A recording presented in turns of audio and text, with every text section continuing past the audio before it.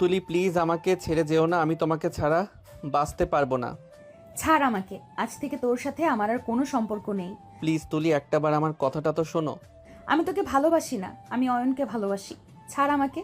না, আমি ছাড়বো না। তুমি আমাকে ছেড়ে যেতে পারো না, তোমাকে ছাড়া আমি মরেই যাব। তুই মরলে আমার কি? আমি বললাম না আমি তোকে ভালোবাসি না, আমি অয়নকে ভালোবাসি। আজ থেকে আমাকে ভুলে যা। তুলি, তুমি না বলেছিলে তুমি আমাকে নিজের জীবনের থেকেও বেশি ভালোবাসো, তাহলে কিভাবে আমাকে ছেড়ে চলে যাচ্ছ? আমার ভালোবাসায় তো কোনো কমতি ছিল না। আগে যখন বলেছিলাম তখন তোকে ভালোবাসতাম, কিন্তু এখন আর বাসি না। কিন্তু কেন? তোর মতো হাবা খ্যাত ছেলের সাথে এতদিন প্রেম করেছি যে সেটাই তোর ভাগ্য। এই বলে তুলি সেখান থেকে চলে যায়। আমি ওকে অনেক ডাকি, কিন্তু ও আমার দিকে একবারও ফিরেও তাকায় না। ঠিক তখনই মায়ের ডাকে ঈশানের ঘুম ভেঙে যায়। কিরে বাবা, আর কতক্ষণ ঘুমাবি? তোকে না বললাম আজকে তোর বড় বোনকে ছেলেপক্ষ দেখতে আসবে, অনেক কাজ পড়ে আছে, একটু সাহায্য কর আমাকে। ঠিক আছে মা, তুমি যাও, আমি ফ্রেশ হয়ে আসছি। হ্যাঁ, তাড়াতাড়ি আয়। ঈশানের মা চলে যায়, কিন্তু ঈশান তখনও বিছানায় বসে আছে। তখন ঈশান মনে মনে বলে, কেন তার কথা এত মনে হয়? আমি তো তাকে ভুলে থাকতে চাই, কিন্তু কেন ভুলতে পারি না? এটাই হয়তো ভালোবাসার টান। আমি তাকে মন থেকে ভালোবেসেছিলাম, কিন্তু ও আমার ভালোবাসার মূল্য দেয়নি। ঈশান তখন আর কিছু না বলে একটি দীর্ঘশ্বাস ছেড়ে বিছানা থেকে উঠে পড়ে। তারপর ওয়াশরুমে গিয়ে ফ্রেশ হয়ে নেয়। আরে, এত বকবক করলে হবে? আমি হচ্ছি নায়ক, আর আমি এখন পর্যন্ত আমার পরিচয়টা দিতে পারলাম না। তো প্রিয় পাঠকরা, আমি হচ্ছি ঈশান বাবা ঢাকার আমি হচ্ছি ঈশান বাবা ঢাকা শহরের একজন নামী ব্যবসায়ী। আমরা দুই ভাই বোন। আপু আমার থেকে 4 বছরের বড়, আর আজকে আপুকে দেখতে আসবে ছেলেপক্ষ। তো এরপর ফ্রেশ হয়ে সোজা নিচে চলে আসলাম। বাবা ড্রয়িং রুমে বসে খবরের কাগজ পড়ছে, আমাকে দেখেই বাবা আমাকে ডাক দেয়। কিরে, কতক্ষণ ধরে তোর জন্য অপেক্ষা করছি, কিন্তু তোর দেখি ঘুম ভাঙারই কোনো খবর নেই। কেন বাবা, কোনো দরকার ছিল নাকি? হ্যাঁ, তোকে একটু অফিসে যেতে হবে। একজন বিদেশি ক্লায়েন্ট আসবে ডিল করার জন্য। আমাকে তো এখন বাড়িতে থাকতে হবে, তাই আমি যেতে পারবো না। ঠিক আছে বাবা, কখন যেতে হবে? এখনই রেডি হয়ে চলে যাও অফিসে, ম্যানেজার তোকে সবটা বুঝিয়ে দিবে। ঈশান তখন কিছু না বলে তার রুমের দিকে যায়। রুমে যাওয়ার সময় ঈশান তার আপুর রুমে উকি মারে। ঈশান দেখতে পায় তার বোন ঐশী মেকআপ করছে। তখন ঈশান তার বোনের কাছে গিয়ে বলে, আমার আপু তো এমনিতেই সেরা সুন্দরী, তাহলে এত আটা ময়দা মাখার দরকার কেন? এই, একদম পাম দিবি না আমাকে। পাম দিয়ে কোনো লাভ হবে না। ও মা, আমি পাম কেন দিব? তোকে আমার খুব ভালো করে চেনা আছে। হুম। আচ্ছা আপু, আমি এখন গেলাম, অফিসে যেতে হবে তাড়াতাড়ি। কেন? অফিসে যাবি কেন? বাবা তো আজকে অফিসে যেতে পারবে না, আর এদিকে একটা বিদেশি ক্লায়েন্ট আসবে, ওদের সাথে ডিলটা ফাইনাল করতে হবে। এ বলে ঈশান রুম থেকে বেরিয়ে যাচ্ছিল। ঐশী ঈশানের পিছু পিছু আসতে আসতে বলে, আচ্ছা, তুই অফিসের কাজ সেরে তাড়াতাড়ি চলে আসিস, কেমন? কেন? এমন ভাব করছিস যেন কিছুই জানিস না। ছেলেপক্ষের এখানে আমার একা থাকতে লজ্জা লাগবে, তুই পাশে থাকলে ভালো লাগবে। আচ্ছা আপু, আমি চেষ্টা করব। ঈশান তখন আর কিছু না বলে চলে যায়। কিন্তু সে কিছুতেই বুঝতে পারে না কেন সে তার ভালোবাসার মানুষটির কথা ভুলে থাকতে পারছে না, অফিসের কাজে মনোযোগ দিতে পারছে না। সে নিয়ে তার মনে সন্দেহ জাগে। ঈশান তখন একটি গভীর শ্বাস ফেলে তার রুমের দিকে হাঁটা দেয়। অফিসের জন্য তৈরি হয়ে সে বেরিয়ে পড়ে। রাস্তায় বের হয়ে সে ভাবতে থাকে, অনেক দিন পর সে 2 বছর আগে বিচ্ছেদ হওয়া ভালোবাসার কথা মনে পড়ল। তাই তার মন আজ বিষণ্ণ। ঈশান তার গাড়িতে উঠে অফিসের দিকে রওনা দেয়। অফিসে পৌঁছানোর পর ঈশান তার ম্যানেজারের সাথে কথা বলে। স্যার, আমরা এই ডিলটা করলে অনেক লাভ হবে। সেটাই। স্যার, আপনি কি অন্য কিছু ভাবছেন? না, কিছু না। ঈশান তখন ম্যানেজারের সাথে মিটিং শেষ করে। মিটিং শেষে ঈশান তার বাবার কাছে ফোন করে। বাবা, আমি মিটিং শেষ করে বাড়ি ফিরছি। আচ্ছা, তাড়াতাড়ি চলে আসিস। ঈশান তখন আর কিছু না বলে গাড়ি নিয়ে বাড়ির দিকে রওনা দেয়। বাড়ির সামনে যখন পৌঁছায় তখন সে দেখতে পায় তাদের বাড়ির সামনে একটি গাড়ি দাঁড়িয়ে আছে। ঈশান বুঝতে পারে এই গাড়িতেই ছেলেপক্ষ এসেছে। ঈশান তখন গাড়িতে বসে কিছুক্ষণ অপেক্ষা করে। তারপর সে গাড়ি থেকে নেমে ভেতরে প্রবেশ করে। ঈশান ভিতরে প্রবেশ করতে দেখে তার বাবা ছেলেপক্ষের সাথে কথা বলছে। ঠিক তখনই একজনের দিকে চোখ যেতেই ঈশান থমকে যায়। সে যেন কোনো কথা বলার ভাষা হারিয়ে ফেলেছে। ঈশানের বাবা তখন ঈশানের দিকে এগিয়ে আসে। তিনি ঈশানকে সবার সাথে পরিচয় করিয়ে দেন। এ হচ্ছে আমার একমাত্র ছেলে ঈশান। আসসালামু আলাইকুম, সবাই কেমন আছেন? আলহামদুলিল্লাহ ভালো আছি। তো বাবা, তুমি এতক্ষণ কোথায় ছিলে? বাবার তো আজকে আপনাদের সময় দিতে হবে, অন্যদিকে অফিসে বিদেশি ক্লায়েন্টদের সাথে ডিল ছিল, তাই বাবার বদলে আমি গিয়েছিলাম। তুমি তো মাত্র ভার্সিটিতে পড়ো শুনলাম, তাহলে বিদেশি ক্লায়েন্টদের সামলাতে পারো ঠিক করে?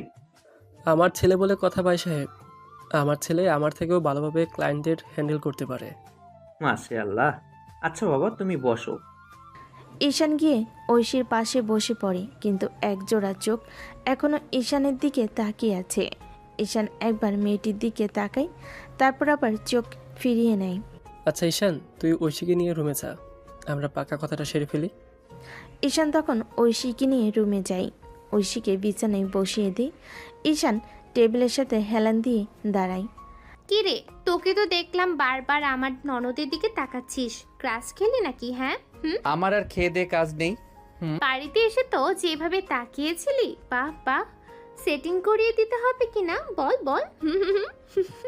তারা এভাবেই দুষ্টামি করছিল। তখনই রুমে ঐশীর হবু ননদ আসে। কি ব্যাপার, ভাই বোন কি আড্ডা দিচ্ছেন নাকি? আরে তুলি, নাকি এদিকে এসে বসো। ধন্যবাদ আপু, মানে ভাবি। ঐশী ওয়াশরুমে চলে যায়। ঈশান চোখ অন্যদিকে ফিরে রেখেছে। তুলি ঈশানের কাছে গিয়ে বলে, হাই, আমি তুলি। আপু, আমি ঈশান। ঈশানের মুখে আপু ডাক শুনে তুলির বুক ধক করে ওঠে।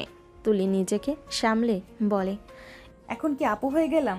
আপনি তো আমার সিনিয়র, তাই আপু হবেন, এটাই স্বাভাবিক। ঈশানের মুখে আপু ডাকটা শুনে তুলির চোখে মুখে এক মিশ্র অনুভূতি ফুটে ওঠে। সে যেন এই ডাকটা আশা করেনি। তার চোখে একরাশ অভিমান আর বিষণ্ণতা খেলা করে, কিন্তু পরক্ষণে নিজেকে সামলে নিয়ে সে হাসার চেষ্টা করে। তুমি তো আমাকে চিনতেই পারোনি, তাই না? না, আপনাকে চিনব কিভাবে? আজকেই তো প্রথম দেখা হচ্ছে। সত্যিই চিনতে পারোনি? ভালো করে দেখো তো। তুলির কথাই ঈশান এবার তার দিকে তাকায়। চোখ দুটো একে অপরের চোখে আটকে যায়। দুজনের মাঝে নীরবতা নেমে আসে। সেই নীরবতা যেন অতীতের বহু না বলা কথা আর অনুশোচনার ভার নিয়ে আসে। ঈশান এবার তুলিকে ভালো করে দেখে।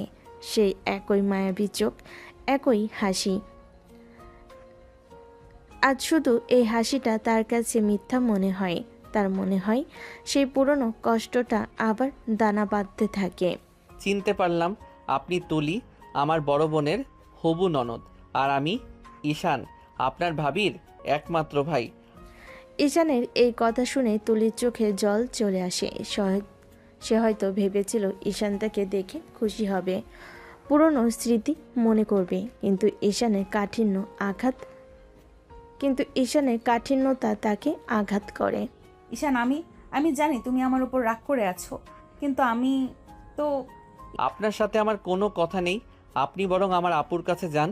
ঐশী আপু ওয়াশরুম থেকে বের হলে আপনাদের কথাবার্তা শুরু করতে পারবেন না। ঈশান কথাটি বলেই রুম থেকে বের হতে যায়। তুলি পিছন থেকে ডাকতে থাকে, ঈশান দাঁড়াও প্লিজ, আমার কথাগুলো শোনো। ঈশান আর দাঁড়ায় না, সে ধীর পায়ে রুম থেকে বেরিয়ে চলে যায়। তুলি অসহায় চোখে তার চলে যাওয়া দেখতে থাকে। ঈশানের এই আচরণে সে কষ্ট পেলেও বুঝতে পারে সে নিজেই এই কষ্টের জন্ম দিয়েছে। ঐশী ওয়াশরুম থেকে বেরিয়ে তুলিকে একা দাঁড়িয়ে থাকতে দেখে। কি ব্যাপার তুলি, তুমি একা দাঁড়িয়ে আছো কেন? ঈশান কোথায়? ও হয়তো নিচে গেছে। একা একা চলে গেল, অদ্ভুত তো। চলো নিচে যাই, বাবা মনে হয় পাকা কথা বলে ফেলেছেন। ঐশী আর তুলি নিচে নেমে যায়। ততক্ষণে ঈশান তার বাবার পাশে গিয়ে বসে পড়েছে।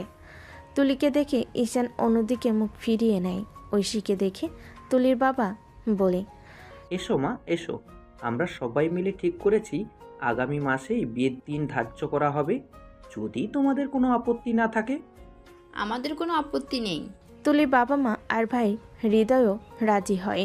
সবাই এক মুহূর্তের জন্য আনন্দিত হয়ে ওঠে, কেবল ঈশান ছাড়া। সে এখনও গম্ভীর হয়ে বসে আছে, তার মন যেন এই আনন্দে অংশ হতে পারছে না। কি ব্যাপার শালাবাবু, তোমার তো মন খারাপ লাগছে, কিছু হয়েছে নাকি? ভাইয়া কিছু হয়নি, একটু টায়ার্ড আছি। ঐশীর বিয়ের কথা পাকা হয়ে যাওয়ায় সবাই উৎফুল্ল হয়ে ওঠে। হৃদয় তার পরিবারের সবাই ঈশানের পরিবারের কাছ থেকে বিদায় নেয়। গাড়িতে ওঠার আগে তুলি একবার ঈশানের দিকে তাকায়। ঈশান তখনও তার দিকে মুখ ফিরিয়ে রেখেছে। তুলির চোখে আবারও জল আসে। সে দ্রুত গাড়িতে উঠে বসে। গাড়ি চলে যাওয়ার পর ঈশান যেন হাঁপ ছেড়ে বাঁচে। সে সোজা নিজের ঘরে চলে যায়। বিছানায় বসে ঈশান একটি দীর্ঘশ্বাস ছাড়ে। তুলি, আজ তুমি আমার জীবনে ফিরে এসেছো, কিন্তু সেই তুলি হয়ে নয় যে তুলিকে আমি ভালোবেসেছিলাম। আজ তুমি আমার বড় বোনের ননদ, আর আমাদের সম্পর্কটাও এখন কেবল সেইটুকুতেই সীমাবদ্ধ। আমি আর তোমাকে আমার জীবনে কোনো সুযোগ দেব না। ঈশান তার মনের এক কঠোর প্রতিজ্ঞা করে, কিন্তু সে জানে না এই প্রতিজ্ঞা রক্ষা করা কতটা কঠিন হবে, কারণ ভালোবাসার টান এত সহজে ভোলা নয়। ঐশী বিয়ের কথা পাকা হওয়ার পর ঈশান তার ঘরে দরজা বন্ধ করে দেয়। তার মাথায় তুলির সাথে ঘটে যাওয়া পুরনো স্মৃতিগুলো ঘুরপাক খাচ্ছিল। সেই সব স্মৃতিগুলো মনে করতে গিয়ে তার বুকটা ফেটে যাচ্ছিল। সে মনে মনে ভাবতে থাকে, তুলি, তুমি আমাকে কেন ছেড়ে গিয়েছিলে? আমার ভালোবাসায় কি এমন কমতি ছিল যে তুমি আমাকে ছেড়ে অন্য ছেলের হাত ধরেছিলে? আমি তো তোমাকে আমার জীবনের থেকেও বেশি ভালোবাসতাম। আর এখন যখন ফিরে এলে, তখন আমার বড় বোনের ননদ হয়ে আমার আপু যার সাথে সংসার করবে, তুমি তার ছোট বোন, এ কেমন খেলা খেলছে আমার সাথে ভাগ্য। ঈশান তখন আর কিছু না ভেবে রেখে ওয়াশরুমে চলে যায়। ওয়াশরুম থেকে ফ্রেশ হয়ে সোজা ছাদে চলে যায়। ছাদের রেলিং ধরে সে নিচে তাকিয়ে আছে আর এক গভীর চিন্তায় মগ্ন। তখনই তার বাবা তার কাছে আসে। কি রে বাবা, এই সন্ধ্যাবেলা ছাদে কি করছিস? নিচে আয়। বাবা, তুমি এখানে? হ্যাঁ, তুই একা একা ছাদে চলে এলি যে, তাই দেখতে এলাম। তোর কি মন খারাপ? না বাবা, মন খারাপ হবে কেন? তুই যতই লুকানোর চেষ্টা করিস না কেন, আমি তোর বাবা, আমি জানি তোর মন খারাপ। কি হয়েছে আমাকে বল। ঈশান তার বাবাকে বলতে চাইলেও বলতে পারে না, কারণ তুলির সাথে তার সম্পর্কটা কেউই জানতো না। তুলি তাকে সম্পর্কটা গোপন রাখতে বলেছিল। কিছু হয়নি বাবা, তুমি যাও, আমি একটু পরে আসছি। আচ্ছা ঠিক আছে, তাড়াতাড়ি আসিস। ঈশানের বাবা চলে যাওয়ার পর ঈশান আবার ভাবতে থাকে। সে ভাবে তুলি হয়তো তার সাথে কথা বলতে চেয়েছিল, কিন্তু সে তুলিকে কোনো কথা বলার সুযোগ দেয়নি। তাহলে কি সে ভুল করেছে? ঈশান মনে মনে বলে, আমি কি তুলির সাথে বেশি কঠোর ব্যবহার করে ফেলেছি? ওর হয়তো কিছু বলার ছিল। আচ্ছা, আমি তো চাইলে ওর সাথে কথা বলতে পারি, কিন্তু ওর সাথে কথা বলবো কিভাবে? আপু আর ভাবির মধ্যে দিয়ে কথা বলাটা তো ঠিক হবে না। ওইদিকে তুলি বাড়িতে গিয়ে চুপচাপ নিজের রুমে বসে আছে। তার মনটাও ঈশানের মতোই খারাপ। সে ভাবছিল ঈশান তাকে কতটা ঘৃণা করে। তখনই তার রুমে তার ভাই হৃদয় আসে। কিরে তুলি, তুই এখানে একা একা বসে আছিস কেন? কিছু না ভাইয়া। তোর কি মন খারাপ? না ভাইয়া। আমাকে মিথ্যে বলিস না, আমি জানি তোর মন খারাপ। কি হয়েছে আমাকে বল। কিছু না ভাইয়া, এমনিতেই মনটা ভালো নেই। ঠিক আছে, কিছু প্রয়োজন হলে বলিস। পরের দিন সকালবেলা ঈশান তার মায়ের সাথে সকালের নাস্তা খাচ্ছিল। তখনই তার মোবাইলে একটি মেসেজ আসে। মেসেজটি ছিল তুলির। হাই ঈশান, আমি তুলি। তোমার সাথে আমার কিছু কথা ছিল। তুমি কি আজ বিকেলে আমার সাথে দেখা করতে পারবে? ঈশান মেসেজটি পড়ে অবাক হয়। সে কি উত্তর দিবে বুঝতে পারে না। তার মনে পুরনো ভালোবাসার টান আর নতুন করে জমা হওয়া রাগ দুটোই কাজ করছে। সে কি তুলির সাথে দেখা করবে, নাকি তাকে এড়িয়ে যাবে? এরপর কি হতে পারে বলে মনে করেন? ঈশান কি তুলির ডাকে সাড়া দেবে? তুলির পাঠানো মেসেজটা দেখে ঈশান এক মুহূর্তের জন্য থমকে যায়। তার মনে পুরনো অভিমান আর রাগটা আবার মাথা চাড়া দিয়ে ওঠে। সে ভাবে যে মেয়েটা তাকে এত সহজে ছেড়ে চলে গিয়েছিল, আজ তার কি এমন দরকার পড়ল যে আবার কথা বলতে চাইছে। ঈশান মনে মনে ঠিক করে সে তুলির সাথে দেখা করবে না। তুলি, তুমি আমাকে ছেড়ে যেতে পারোনি, কিন্তু আমি তোমাকে ভুলে গেছি। আমার জীবনে তোমার আর কোনো জায়গা নেই। ঈশান তখন আর কিছু না ভেবে তুলিকে রিপ্লাই দেয়। মেসেজ তুলি আপু, তোমার সাথে আমার কোনো কথা নেই, আর তোমার সাথে আমার দেখা করারও কোনো দরকার নেই। টা পাঠিয়ে ঈশান তার মোবাইলটা পকেট থেকে রেখে দেয়। তার মনটা শান্ত হয়ে যায়। সেভাবে তুলির সাথে কথা না বলে সে হয়তো ঠিক কাজ করেছে। ওদিকে তুলি ঈশানের মেসেজটা দেখে কান্না করে, তার বুকটা ভেঙে যায়। সেভাবে ঈশান তাকে কতটা ঘৃণা করে। সে আশা করেছিল ঈশান তার সাথে দেখা করবে, কিন্তু ঈশানের মেসেজটা দেখে তার সব আশা শেষ হয়ে যায়। ঈশান, আমি জানি তুমি আমাকে ঘৃণা করো, কিন্তু আমি তোমাকে ঘৃণা করতে পারি না। আমি তোমাকে এখনো ভালোবাসি। তুলি তখন আর কিছু না ভেবে তার রুম থেকে বের হয়ে যায়। সে তার ভাইয়ের কাছে যায়। কিরে তুলি, মুখটা এমন শুকনো কেন? কিছু হয়েছে নাকি? কিছু না ভাইয়া, এমনিতেই মনটা ভালো নেই। বুঝলাম না তোর কি হয়েছে। তুই নিজেও বলবি না, আবার কষ্ট পাবি। তুই যেহেতু বলবি না, আমিও জোর করছি না। কোনো সাহায্য লাগলে বলিস। ধন্যবাদ ভাইয়া। এদিকে ঈশান তার বাবার অফিসে যায়। তার মনটা তখনও শান্ত। সে তার কাজকর্মে মনোযোগ দেয়, কিন্তু সে বারবার তুলি কথা মনে করছে। সে ভাবে তুলি কি সত্যি তাকে ভালোবাসে। তুলি, তুমি যদি আমাকে ভালোবাসতে তাহলে কেন আমাকে ছেড়ে গিয়েছিলে? তোমার ভালোবাসাটা কি মিথ্যে ছিল? ঈশান তখন আর কিছু না ভেবে নিজের কাজে মনোযোগ দেয়। সে ভাবে তুলি কথা ভেবে আর লাভ নেই। সেদিন ঈশান সারাদিন অফিসেই তুলির কথা বলতে পারছিল না। বারবার তার মনে হচ্ছিল তুলিকে ফিরিয়ে দেওয়াটা কি ঠিক হলো, কিন্তু পরক্ষণে তার মনে পুরনো কষ্টটা জেগে উঠছিল। অফিসের কাজ শেষে সে বাড়ি ফেরে। রাতে খাবার খেয়ে নিজের রুমে চলে যায়। সে বিছানায় শুয়ে শুয়ে মোবাইলটা দেখছিল। এমন সময় তার মোবাইলে একটি অচেনা নাম্বার থেকে কল আসে। প্রথমে সে রিসিভ করতে চায় না, কিন্তু বারবার কল আসে সে রিসিভ করে। হ্যালো, কে বলছেন? ঈশান, আমি তুলি। তুলির কণ্ঠস্বর শুনে ঈশান চমকে ওঠে। সে এক মুহূর্তের জন্য কথা বলতে পারে না। তার মনে একরাশ রাগ আর অভিমান একসাথে কাজ করে। আপনি আমার নম্বর কোথায় পেলেন? আমি তো আপনাকে বলেছিলাম আমার সাথে কথা বলতে চাই না। ভাইয়াকে বলে ভাবির কাছ থেকে নিয়েছি। ঈশান, আমি তোমাকে কিছু কথা বলতে চাই। প্লিজ আমার কথাগুলো শোনো। আমার আপনার কোনো কথা শোনার দরকার নেই, যা বলার সব বলে দিয়েছেন আপনি। প্লিজ ঈশান, আমি জানি আমি ভুল করেছিলাম। অয়ন কখনোই আমাকে ভালোবাসতো না। ও আর একটা মেয়ের সাথে রিলেশন করত। সব কিছু জানার পর আমি ওর সাথে ব্রেকআপ করে ফেলি। তখনই আমি বুঝতে পারি তুমি সত্যিকারে আমাকে ভালোবাসতে। আপনি অনেক দেরি করে ফেলেছেন আপু, আর আমি এই মুহূর্তে এসব কথা বলতে আগ্রহী নই। ঈশান কথাটি বলেই কলটা কেটে দেয়। তুলি তখন কেঁদে দেয়। তা সে ভেজা চোখে ফোনের দিকে তাকিয়ে থাকে। আর আমি জানি ঈশান, আমি অনেক দেরি করে ফেলেছি, কিন্তু আমি তোমাকে হারাতে চাই না। আমি জানি আমার ভুলের ক্ষমা নেই, কিন্তু একবার আমাকে সুযোগ দাও। আমি তোমাকে বোঝাতে চাই আমি কতটা অনুতপ্ত। তার ভেজা চোখে ফোনের দিকেই তাকিয়ে থাকে। অন্যদিকে ঈশান কলটা কেটে দিয়ে ফোনটা বিছানায় ছুঁড়ে ফেলে দেয়। তার বুকের ভেতরটা এক অজানা যন্ত্রণায় চলছে। তুলির বলা কথাগুলো তার কানে বারবার বাজতে থাকে। এতদিন পর কেন মনে পড়লো আমার ভালোবাসার কথা?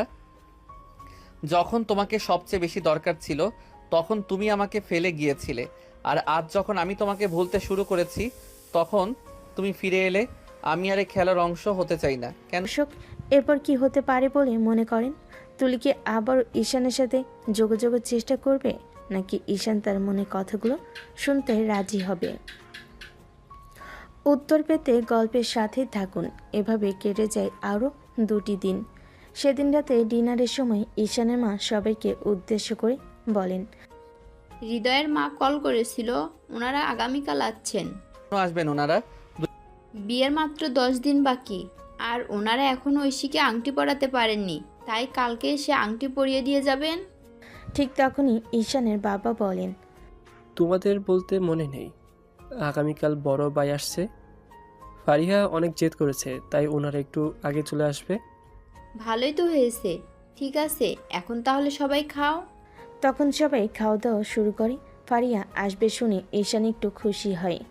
আসলে ঈশান আর ফারিয়া চাচাতো ভাই বোন হলো। ফারিয়া হচ্ছে ঈশানের বেস্ট ফ্রেন্ড। নিজেদের জীবনের এমন কিছুই একজন অন্যজনকে জানায়, এমনকি তুলির বিষয়টাও ফারিয়া জানে। এরপর ডিনার শেষে এরপর ডিনার শেষে যে যার রুমে চলে যায়। পরের দিন সকাল থেকে বাড়িতে আবার ব্যস্ততা, কিন্তু ঈশান তার রুমেই বসে আছে। হৃদয়ের পরিবার আসবে বিকেলে, আর অন্যদিকে ফারিয়াদেরও আসতে সময় লাগবে। দৃশ্য পরিবর্তন হয় বিকেল 4টায়। হৃদয়ের পরিবার চলে এসেছে।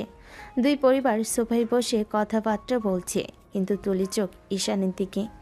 ঈশান চুপচাপ ড্রয়িং রুমের এক পাশে দাঁড়িয়ে আছে। ঠিক তখনই বাড়ির মেন গেটে কলিং বেলের আওয়াজ হলে কাজের লোক গিয়ে দরজা খুলে দেয়। হ্যাঁ দর্শক, যাদের আশা করেছেন তারাই এসেছে, ঈশানের বড় চাচা, চাচি আর ফারিয়া। ফারিয়া এসেই তাড়াতাড়ি ভিতরে গিয়ে কেউ কিছু বলার আগেই ঈশানকে শক্ত করে জড়িয়ে ধরে। ঈশানও তাকে জড়িয়ে ধরে।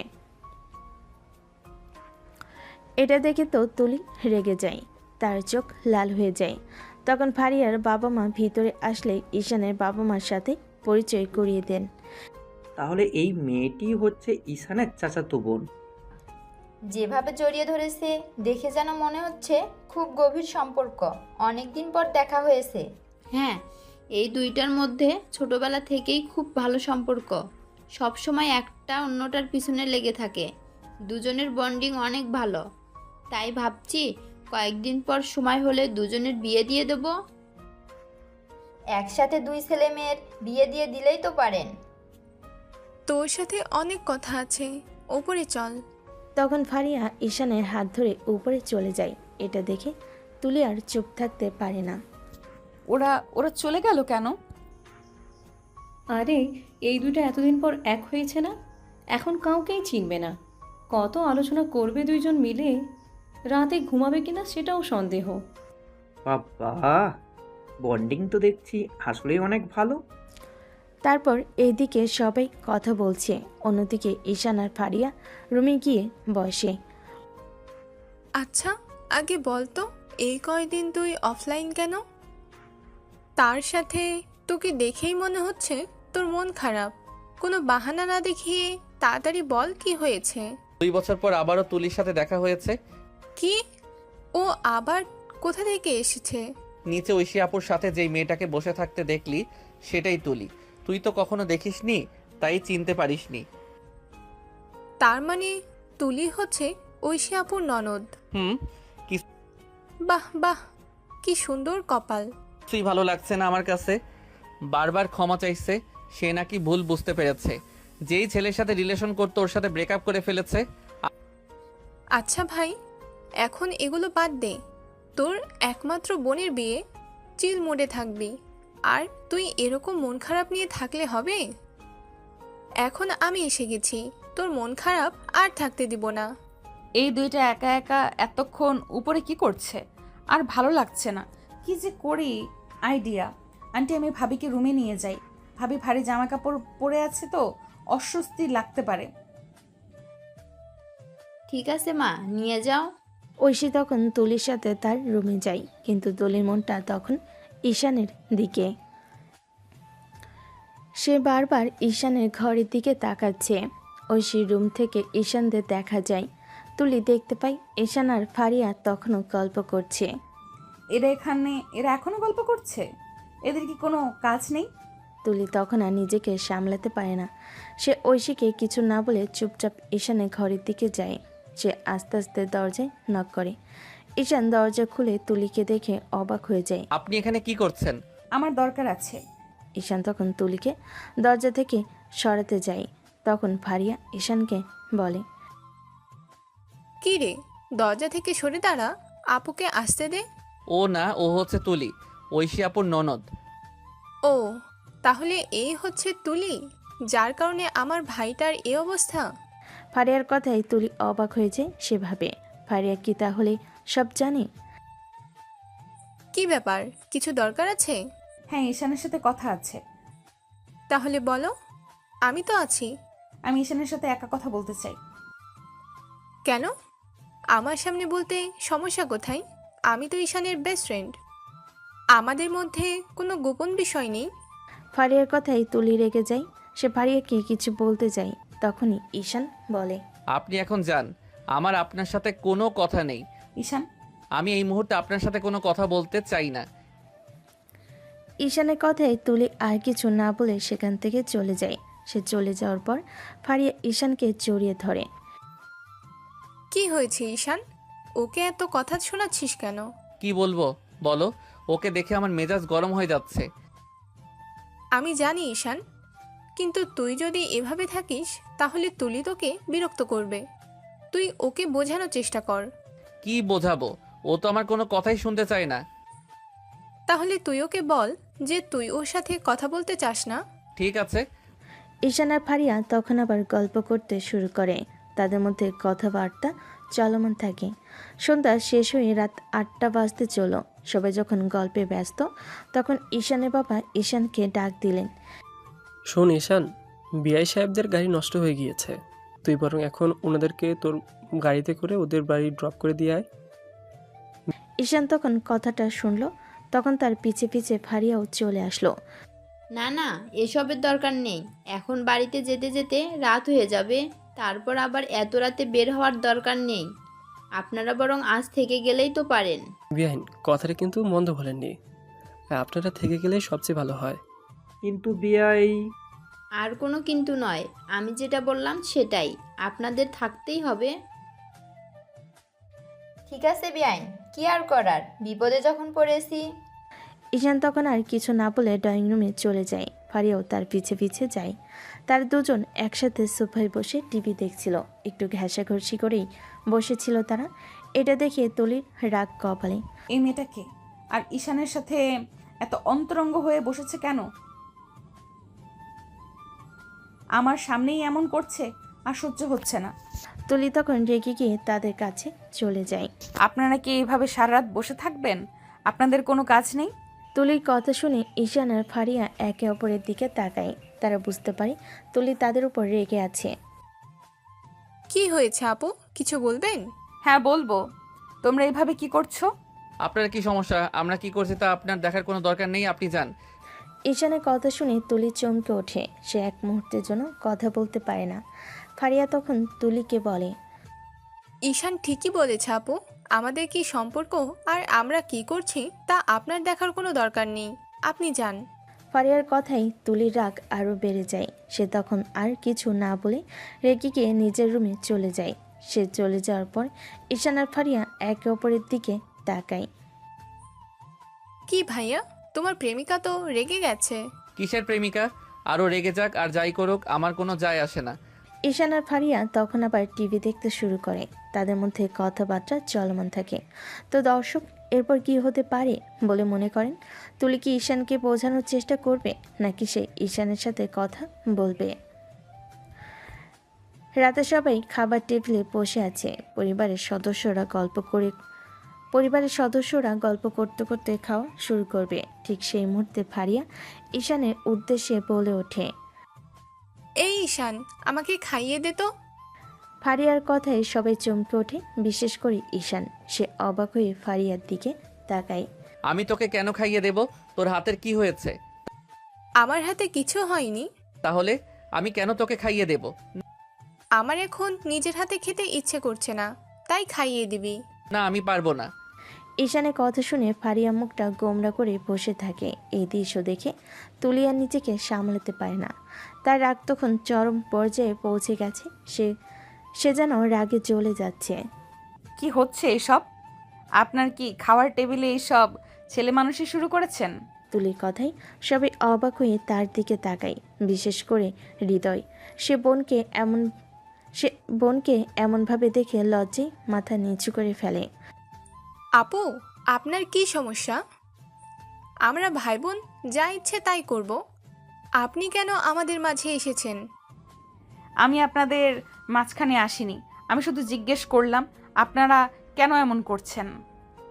আমরা যা ইচ্ছে তাই করব। আপনার যদি কোনো সমস্যা হয় তাহলে আপনি দূরে চলে যান। ফারিহা, কি হচ্ছে এসব? চুপ করো। তুলি তোমার বড়, আর তুলিমা, তুমি হয়তো দুষ্টুমি পছন্দ করো না তাই রেগে যাচ্ছ, কিন্তু তুমি ওদের দুষ্টুমির দেখলেই বা কি? আরও অনেক কিছু তোমার এখনও চোখে পড়েনি। আচ্ছা, এসব বাদ দাও সবাই। ঈশান, তুমি ফারিয়াকে খাইয়ে দে আর সবাই খাওয়া শুরু করো। সবাই তখন চুপ করলো। ফারিয়ার কথাই তুলির রাগ আরও বেড়ে যায়। সে তখন আর কিছু বলতে পারে না। ঈশান তখন তুলিকে কিছু বলতে যাবে, এমন সময় হৃদয় তুলিকে টেনে ধরে কানের কাছে গিয়ে বলে, তুলি, এখানে কি হচ্ছে? কেন তুই এমন করছিস? ভাইয়া তুমি কিছু দেখছো না? ওরা কি করছে? তুলি, ওদের ব্যক্তিগত ব্যাপারে আমাদের কথা বলার কোনো দরকার নেই। তুই বরং তোমার খাওয়া শুরু কর। হৃদয়ের কথাই তুলি চুপ করে যায়। সে তখন আর কিছু না বলে নিজের প্লেটের দিকে তাকিয়ে থাকে। ঈশান আর ফারিয়া একে অপরের দিকে তাকিয়ে হাসে। ফারিয়া তখন ঈশানকে জোর করে আবার বলে, এই, তুই কি এখন আমাকে খাইয়ে দিবি না? ঈশান তখন আর কিছু না বলে ফারিয়াকে খাইয়ে দেয়। এটা দেখে তুলির বুকটা জ্বলে যায়। সে তখন আর কিছু না বলে দ্রুত খাওয়া শেষ করে উঠে যায়। তুলির এমনভাবে চলে যাওয়ায় কেউই কিছু বুঝতে পারে না। তো দর্শক, এরপর কি হতে পারে বলে মনে করেন? তুলি কি তার রাগ সামলাতে পারবে, নাকি সে ঈশান আর ফারিয়ার সাথে সরাসরি ঝগড়া করবে? রাতে খাবার টেবিলে তুলি রাগান্বিত আচরণে সবাই অবাক হয়। খাওয়া শেষে তুলি দ্রুত নিজের রুমে ফিরে আসে। রাগে তার শরীর কাঁপছিল। সে রুমে এসে দরজা লাগিয়ে দেয়। তার মনে তখন শুধু ঈশান আর ফারিয়ার সেই অন্তরঙ্গ দৃশ্যগুলো ঘুরপাক খাচ্ছিল। আমি জানি ওরা ভাই বোন, কিন্তু ওর সাথে এত ঘেঁষাঘেঁষি করে বসার কি দরকার ছিল? আর ঈশান কেন ওকে খাইয়ে দিল? আমি তো ঈশানকে চিনি, ও কোনো দিন কাউকে নিজ হাতে খাইয়ে দেয় না। কিন্তু এই মেয়েটাকে যে ঈশানের কাছে যা চাইছে তাই পাচ্ছে। আমি তো ঈশানকে ভালোবাসতাম, আমি তো ওর কাছে সব কিছু ছিলাম, তাহলে এখন কেন এমন হচ্ছে? তুলি তখন আর কিছু না ভেবে তার ব্যাগ থেকে একটি পুরনো ছবি বের করে। ছবিটি ঈশান আর তার। তুলি ছবিটি দেখে হাসে, কিন্তু পরক্ষণে তার চোখে জল চলে আসে। সে মনে মনে বলে, ঈশান, আমি জানি আমি ভুল করেছিলাম, কিন্তু আমি তোমাকে হারাতে চাই না। আমি তোমাকে বোঝাবো যে আমি তোমাকে কতটা ভালোবাসি। এদিকে ঈশান আর ফারিয়া খাওয়া শেষ করে ছাদে যায়। ঈশান তার মন খারাপ করে আছে। কিরে ভাইয়া, মন খারাপ কেন? আর বলিস না, তুলি আমাকে আর সহ্য করতে পারছে না। এতে মন খারাপ করার কি আছে? ও তো তোমাকে ভালোবাসে, তাই তো তোমাকে অন্য একটি মেয়ের সাথে দেখে ওর রাগ হচ্ছে। আমি জানি, কিন্তু ও যে আমাকে ভুল বুঝেছিল সেটা আমি ভুলতে পারি না। ঠিক আছে, এখন এসব বাদ দে, তোর বোনের বিয়ে, চিল মুডে থাক। ঈশান তখন আর কিছু না বলে হাসে। তারা দুজন গল্প করতে করতে অনেক রাত করে রুমে ফিরে। পরের দিন খুব ভোরে তুলির ঘুম ভেঙে যায়। মনটা অস্থির লাগায় সে কিছুতেই ঘুমাতে পারছিল না। তাই সে চুপচাপ রুম থেকে বেরিয়ে বারান্দায় এসে দাঁড়ায়। সে দেখতে পায় হৃদয়ও বারান্দায় দাঁড়িয়ে আছে। সে হৃদয়ের কাছে যায়। ভাইয়া, তুমি এত সকালে উঠে গেছো যে? হ্যাঁ, একটা জরুরি কল ছিল। হৃদয় দ্রুত ফোনটা পকেটে ঢুকিয়ে নেয়। তুলি লক্ষ্য করে তার ভাইয়ের মুখে চিন্তার ছাপ। তুলি তখন কিছু না বলে চলে আসে বারান্দা থেকে, বেরিয়ে যায়। ঠিক তখনই হৃদয়ের মোবাইলটা আবার বেজে ওঠে। হৃদয় দ্রুত সেটা রিসিভ করে। তুলি তখন বাহিরে দাঁড়িয়ে একটু শোনার চেষ্টা করে। তুলি শুনতে পায় হৃদয়ের ওপর প্রান্ত থেকে একটি মেয়ের কণ্ঠস্বর ভেসে আসছে। হৃদয়, তুমি ঐশীকে বিয়ে করবে না তো? তুমি তো আমাকেই বিয়ে করার কথা দিয়েছিলে। আমি কি তাহলে তোমার জন্য অপেক্ষা করব? শোনো, আমি তোমাকে সবটা বুঝিয়ে বলছি। ঐশীর বাবার অনেক টাকা, আর আমাদের ব্যবসা এখন ভালো চলছে না। ঐশীকে বিয়ে করলে আমি অনেক লাভবান হব। কিন্তু তুমি তো বলেছিলে তুমি আমাকে ভালোবাসো। হ্যাঁ, আমি তোমাকেই ভালোবাসি, আর তাই তো তোমাকে বলছি আমার জন্য অপেক্ষা করতে। আমার এখন যখন ব্যবসা ঠিক হয়ে যাবে, তখন আমি ঐশীকে ডিভোর্স দিয়ে তোমাকে বিয়ে করব। হৃদয়ের কথা শুনে তুলি চমকে ওঠে। সে এক মুহূর্তের জন্য তার কথা বলার ভাষা হারিয়ে ফেলে। তার মনে তখন একরাশ ঘৃণা আর রাগ জমা হতে থাকে। সে বুঝতে পারে হৃদয় ঐশীকে ভালোবাসে না, সে শুধু টাকার জন্য ঐশীকে বিয়ে করতে চাইছে। তুলি মনে মনে বলে, আমার ভাই যে এমনটা করতে পারে তা আমি কখনো ভাবিনি। আমি কিভাবে এটা মেনে নিব? তুলি তখন আর কিছু না বলে চুপচাপ নিজের রুমে ফিরে যায়। সে বুঝতে পারে ঈশানের ভালোবাসার সাথে তার সম্পর্ক নষ্ট করার পেছনে ছিল শুধু অয়নের হাত। ঈশানের ভালোবাসার সাথে তার সম্পর্ক নষ্ট করার পেছনে শুধু অয়নের হাত ছিল না, ছিল তার নিজের পরিবারের হাত। সে যদি এই সত্যটা ঈশানের কাছে প্রকাশ করে তাহলে তাদের সম্পর্কটা আবার ভেঙে যাবে, কিন্তু সে যদি এই সত্যটা গোপন রাখে তাহলে তার বোন ঐশীর জীবনটা নষ্ট হয়ে যাবে। ঈশান, আমি জানি আমি ভুল করেছি, কিন্তু আমি তোমাকে হারাতে চাই না। আমি তোমাকে বোঝাবো যে আমি তোমাকে কতটা ভালোবাসি। হৃদয়ের কথাগুলো শোনার পর তুলি পৃথিবীটা যেন থমকে যায়। সে দ্রুত নিজের রুমে ফিরে আসে। তার বুকে তখনও হাজারো ঝড়। যে ভাইকে সে নিজের জীবনের থেকেও বেশি ভালোবাসে, সে ভাই কিনা এতটা নিচু হতে পারে। তুলি রাগ, ঘৃণা আর কষ্ট একাকার হয়ে যায়। সে বিছানায় বসে টুকরে টুকরে কাঁদতে শুরু করে। আমি কিভাবে এটা মেনে নেব? আমি কি করে চুপ থাকবো?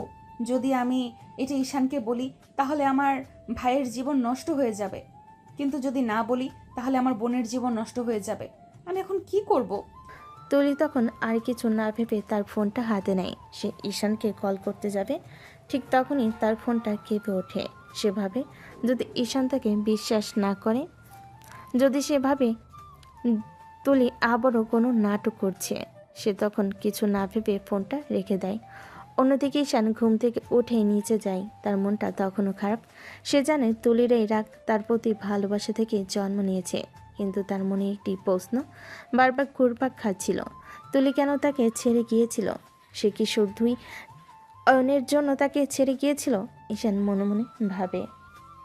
তুলি, আমি জানি তুমি আমাকে ভালোবাসো, কিন্তু তুমি কেন আমাকে ছেড়ে গিয়েছিলে? তোমার কি কোনো সমস্যা ছিল, নাকি তুমি শুধু আমাকে ঘৃণা করতে? ঈশান তখন আর কিছু না ভেবে নিজের কাজে মনোযোগ দেয়। সে তার বাবার সাথে অফিসে যাবে। ঈশান তখন রেডি হয়ে নিচে আসে। সে দেখে তুলির পরিবারের কেউ নেই। সে বুঝতে পারে তারা হয়তো চলে গিয়েছে। ঈশান তখন বেশি কিছু না ভেবে অফিসে চলে যায়। আর অন্যদিকে তুলি তার বাড়িতে নিজের রুমে বসে আছে। সে বুঝতে পারছে না কী করবে। সে কি ঈশানকে বলবে নাকি চুপ করে থাকবে? ঠিক তখনই তার মোবাইলে একটি মেসেজ আসে।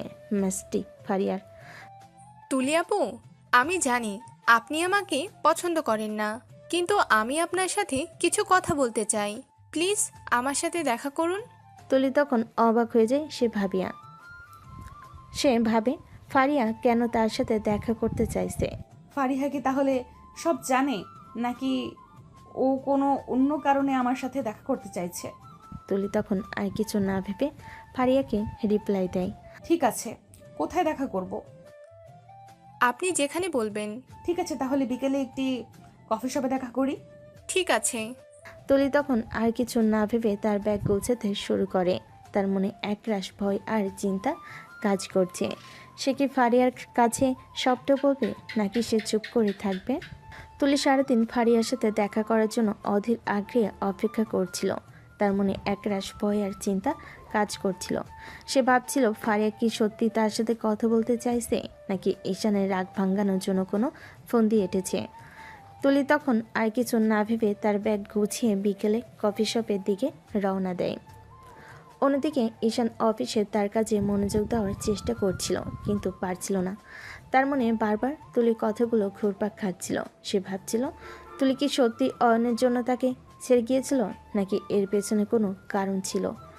ঈশান তখন আর কিছু না ভেবে নিজের কাজে মনোযোগ দেওয়ার চেষ্টা করে, কিন্তু তার মন তখন অন্য কোথাও।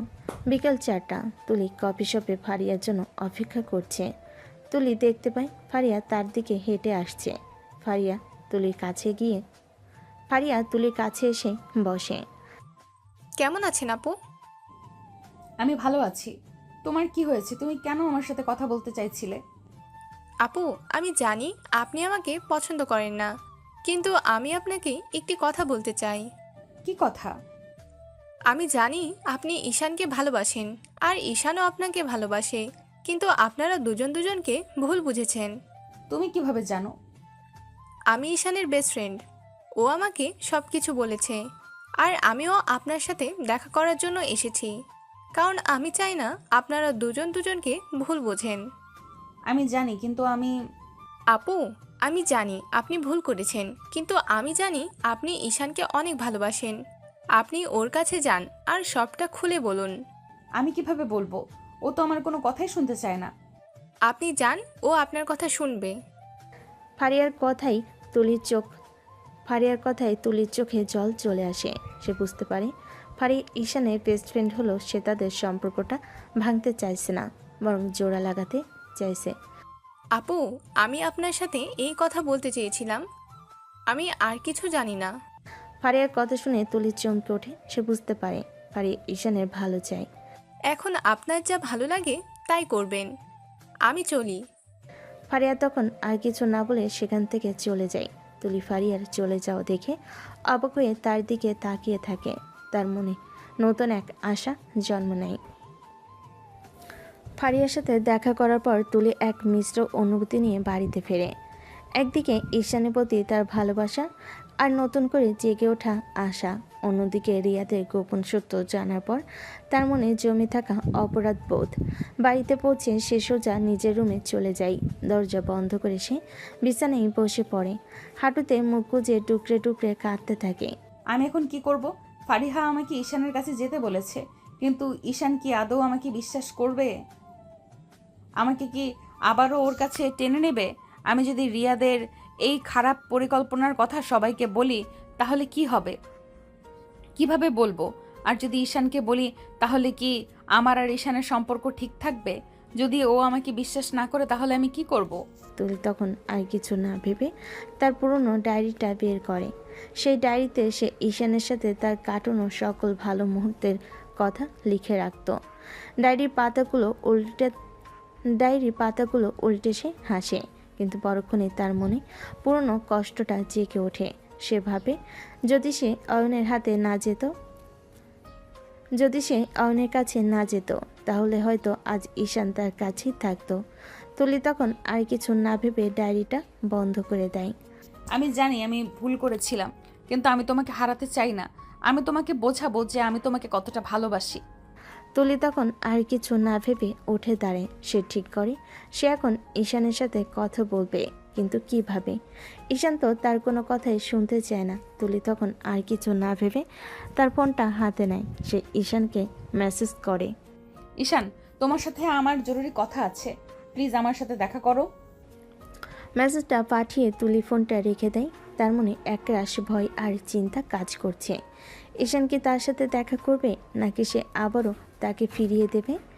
ঈশানকে মেসেজ পাঠানোর পর তুলি অধীর আগ্রহে অপেক্ষা করছিল।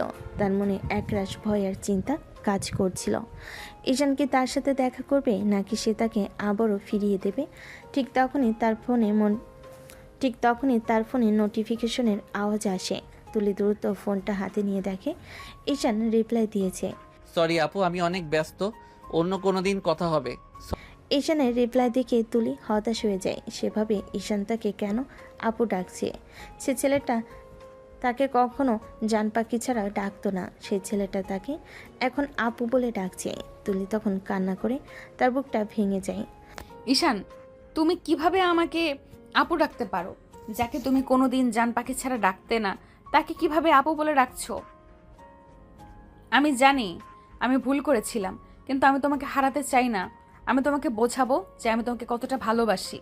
তুলি তখন আর কিছু না ভেবে তার ফোনটা ছুঁড়ে ফেলে দেয়। সে তখন তার রুমে একা বসে কাঁদে। তার মনে হয় সে ঈশানকে চিরতরে হারিয়ে ফেলেছে। সে ভাবে যদি সে ঈশানকে সত্যিটা বলতো তাহলে কি হতো। আমি যদি ঈশানকে রিয়াদের কথা বলি তাহলে কি সে আমাকে বিশ্বাস করবে? যদি সে বিশ্বাস না করে তাহলে কি হবে? আমি তো ভাইয়ের কথা বলতে পারবো না। আমি এখন কি করব? তুলি তখন আর কিছু না ভেবে নিজের রুমে বসে আছে। তার মনে একরাশ ভয় আর চিন্তা কাজ করছে। সে কি সত্যি ঈশানকে বোঝাতে পারবে? ঈশানের সরি আপু মেসেজটা তুলির বুকে তীরের মতো বিঁধছে। সে ফোনটা ছুঁড়ে ফেলে দিয়ে বিছানায় শুয়ে পড়ল। চোখের জলে বালিশে ভিজে যাচ্ছে। সে ঈশানকে নিজের জীবনের চেয়েও বেশি ভালোবাসতো, আর সে ঈশান তাকে আপু বলে ডাকছে। এই দূরত্ব তার কাছে অসহ্য মনে হলো। সে হাল ছেড়ে দিতে চাইছিল, কিন্তু ঐশী আর হৃদয়ের হাসি হাসি মুখটা মনে পড়তে তার মন শক্ত হয়ে যায়। হৃদয়কে তার এই জঘন্য কাজ থেকে বিরত রাখতে হবে, তুলি নিজে নিজে বলে। আমি জানি না ঈশান আমাকে বিরক্ত করবে কিনা, কিন্তু আমি যদি চুপ করে থাকি তাহলে ঐশী আপুর জীবনটা নষ্ট হয়ে যাবে। আমি এটা হতে দিতে পারি না। তুলি তখন আর কিছু না ভেবে উঠে বসে। সে ঠিক করে সে ঈশানের কাছে যাবে, কিন্তু কিভাবে? ঈশান তো তার কোনো কথাই শুনতে চায় না। তুলি তখন আর কিছু না ভেবে তার ফোনটা হাতে নেয়। সে ঈশানকে মেসেজ করতে যাবে, ঠিক তখনই তার মোবাইলে একটি অচেনা নাম্বার থেকে কল আসে। তুলি বিরক্ত হয়ে কলটা রিসিভ করে। হ্যালো, কে বলছেন? আমি আপনার প্রাক্তন প্রেমিক অয়নের বিষয়ে কিছু তথ্য দিতে চাই। অয়নের নাম শুনে তুলি চমকে ওঠে। হারানোর স্মৃতিগুলো এক মুহূর্তের জন্য ফিরে আসে। সে এক মুহূর্তের জন্য কথা বলতে পারে না। কে বলছেন আপনি, আর কিসের তথ্য? আমি একজন প্রাইভেট ডিটেকটিভ। অয়নের একটি পারিবারিক কেসের সূত্র ধরে আমি আপনাদের দুজনের সম্পর্কে জেনেছি। আমি জানি আপনি অয়নকে ভালোবাসতেন না। আপনি ওকে শুধু আপনার পরিবারের সম্মান বাঁচানোর জন্য ত্যাগ করেছিলেন। তুলি যখন প্রাইভেট ডিটেকটিভের সাথে কথা বলছিল, তখন সে বুঝতে পারে যে ডিটেকটিভটি তার পরিবারের গোপন সত্যটি জানে। ডিটেকটিভটি বলে, অয়ন আসলে তুলির বাবার একটি পুরনো গোপন তথ্য জেনেছিল। সেই তথ্য দিয়ে সে তুলির বাবাকে ব্ল্যাকমেল করতে চেয়েছিল। তুলি এই খবরটা জানার পর ঈশানকে দূরে সরিয়ে দেয়, কারণ সে জানতো যদি ঈশানের সাথে সে থাকে তাহলে ঈশানের পরিবারও এই সমস্যার শিকার হতে পারে। অয়ন আপনাকে ছেড়ে যায়নি। আপনি ওকে আপনার পরিবারের সম্মান আর ঈশানের ভবিষ্যতের জন্য ত্যাগ করেছিলেন। আপনি কেন আমাকে এসব বলছেন? আমি আমার কাজ করি। অয়ন মারা গেছে, কিন্তু তার রেখে যাওয়া কিছু তথ্য এখনও আমার কাছে আছে। সেই তথ্যগুলো আপনার পরিবারের জন্য বিপজ্জনক হতে পারে। আমি আপনাকে সাহায্য করতে চাই। হবে আপনার ভাইয়ের সাথে আয়ুষীর বিয়েটা কেন হচ্ছে সেই তথ্যটা আমি জানি। এখন আমি চাইলেই সবটা প্রকাশ করতে পারি, কিন্তু এতে যে কোনো পক্ষের একটি ক্ষতি হতে পারে। আমি কি করব কিছুই বুঝতে পারছি না। আচ্ছা, আমি আপনাকে বলি শোনেন। আপনার এখন উচিত হবে আপনার পরিবারের কাউকে আপনার ভাইয়ের ব্যাপারে না জানিয়ে ঐশীর পরিবারকে জানানোর চেষ্টা করেন। আমি নিজেও অনেক চেষ্টা করেছি, কিন্তু প্রতিবারই ভয় পাই যদি আমার আর ঈশানের সম্পর্কটা আরো খারাপ হয়ে যায়। বুঝলাম, কিন্তু পরে যখন সবটা প্রকাশ পাবে তখন ঈশান আজীবন আপনাকে ঘৃণা করবে। তাই এর থেকে ভালো আপনি বিয়ের আগেই জানান, আর ঈশান যদি আপনার ভাগ্যে থাকে তাহলে আপনারই থাকবে। তুলি তখন আর কিছু বলে না, কল কেটে দেয়। এদিকে এই টেনশন, আর অন্যদিকে তার আরেকটা খারাপ লাগছিল অয়নের মৃত্যুর কথা শুনে। প্রাইভেট ডিটেকটিভের কাছ থেকে পাওয়া তথ্যগুলো তুলির মনে এক নতুন আলোড়ন সৃষ্টি করে। একদিকে যেমন সে জানতে পারে যে তার অতীত প্রেম নিছক ভুল বোঝাবুঝি ছিল না, তেমন অন্যদিকে অয়নের মৃত্যুর খবর এবং হৃদয়ের ষড়যন্ত্র তাকে আরও বেশি চিন্তিত করে তোলে। তুলি তার ফোনটা হাতে নিয়ে বসে থাকে। ডিটেকটিভ ঠিকই বলেছে, আমার এখন চুপ থাকা ঠিক হবে না, কিন্তু ঈশানকে কিভাবে বোঝাবো? পরদিন সকালে তুলি সিদ্ধান্ত নেয় সে কোনোভাবে চুপ করে থাকবে না, কিন্তু সরাসরি ঈশানের কাছে যাওয়াটা বুদ্ধিমানের কাজ হবে না। সে তখন তার ভাইকে চোখে চোখে রাখার সিদ্ধান্ত নেয়। সকালে নাস্তার টেবিলে হৃদয়কে দেখে তুলির গা ঘিনঘিন করে ওঠে। হৃদয় খুব স্বাভাবিকভাবে তুলির বাবা মায়ের সাথে কথা বলছিল, যেন কিছুই হয়নি। হৃদয় তখন তার মাকে উদ্দেশ্য করে বলে, মা, ঐশীর জন্য একটা সারপ্রাইজ আছে। আজ বিকেলে আমরা ঈশানদের বাড়িতে যাব। ওর যা কিছু পছন্দ হবে আমি সব কিনে দেব। সত্যি খুব ভালো করেছিস বাবা। হৃদয়ে নিখুঁত অভিনয় দেখে তুলির চোখে জল চলে আসে। তার মনে হয় হৃদয় কিভাবে এমন অভিনয় করতে পারে। আমি আর চুপ করে থাকতে পারবো না, কিন্তু কিভাবে ঈশানকে সবটা বলবো? ঈশান তখন তার নিজের বাড়িতে নাস্তা শেষ করে অফিসে যাওয়ার জন্য প্রস্তুত হচ্ছিল। তুলি তখন দ্রুত মোবাইল হাতে নিয়ে ঈশানকে মেসেজ করার সুযোগ খোঁজে। সে জানে এই মুহূর্তে ঈশানকে ফোন করা ঠিক হবে না। ঈশান, আমি জানি তুমি আমার উপর রেগে আছো, কিন্তু প্লিজ আমার কথা শোনো, এটা খুব জরুরি। তোমার আপুর জীবন নিয়ে কথা। তোমার অফিস শেষ হলে আমাকে কল করবে। ঈশান তখন নিজের বাড়িতে তার মেসেজটা দেখে। সে বুঝতে পারে তুলি হয়তো সত্যি কিছু বলতে চাইছে, কিন্তু তার মনে পুরনো রাগটা আবারও জেগে ওঠে। সরি আপু, আমি আপনার সাথে দেখা করতে বা কথা বলতে আগ্রহী নই। প্লিজ আমাকে আর মেসেজ করবেন না। ঈশানের রিপ্লাই দেখে তুলির চোখে জল আসে। সে হতাশ হয়ে যায়। আর বসে থাকা যাবে না। আজকে যখন সবাই ঈশানদের বাড়িতে যাবে, তখনই সবার সামনে আমি সবটা বলে দিব। আমার যা হওয়ার হবে, কিন্তু ঐশী আপুর জীবনটা নষ্ট হতে দিতে পারি না। তুলি তখন আর কিছু না ভেবে দৃঢ় প্রতিজ্ঞা করে। সে জানে এ পথটা খুবই কঠিন, কিন্তু তার কাছে আর অন্য কোনো রাস্তা নেই। তুলি এখন এক কঠিন প্রতিজ্ঞা নিয়ে বসে আছে। আজ বিকেলে ঈশানদের বাড়িতে সবার সামনে হৃদয়ের গোপন সত্য ফাঁস করবে। তার মন ভরে আছে ভয়, ঘৃণা আর এক চরম দৃঢ় সংকল্পে। সে জানে এই সিদ্ধান্ত তার জীবন চিরতরে বদলে দেবে। এদিকে ঈশান অফিসে মন দিতে পারছিল না। বারবার তুলি সেই শেষ মেসেজটা তার মনে পড়ছিল। তোমার আপুর জীবন নিয়ে কথা।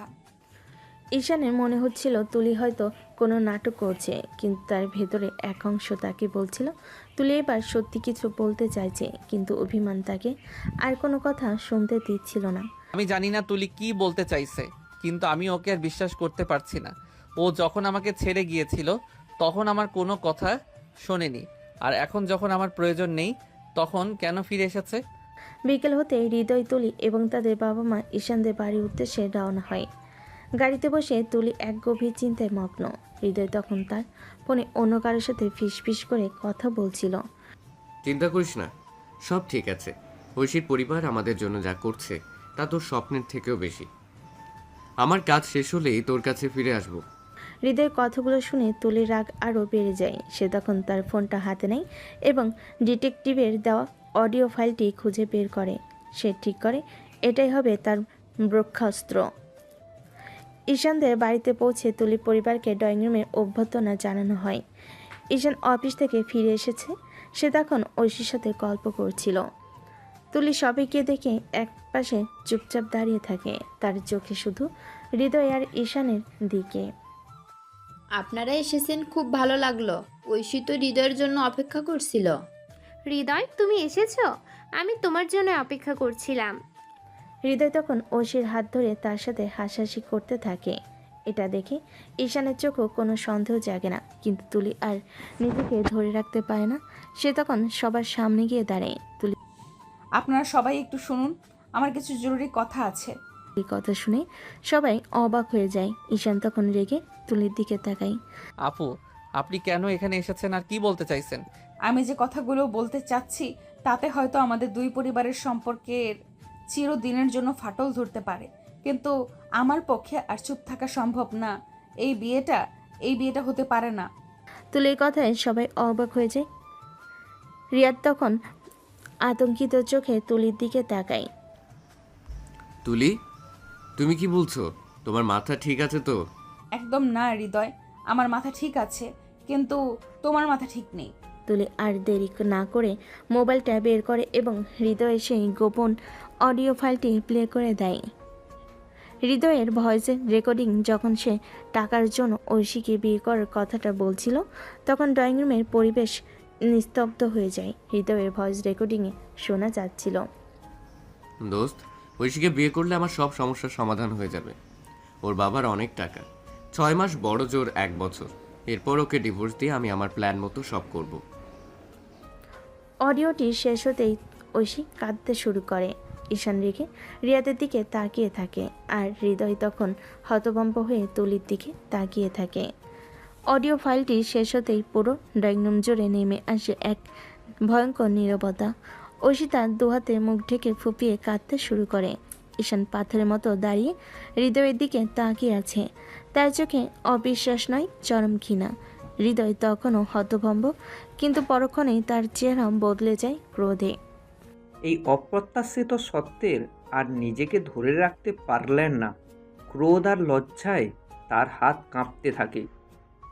হৃদয়, তিনি দ্রুত হেঁটে হৃদয়ের কাছে গিয়ে সজোরে তার গালে একটি থাপ্পড় বসিয়ে দেন।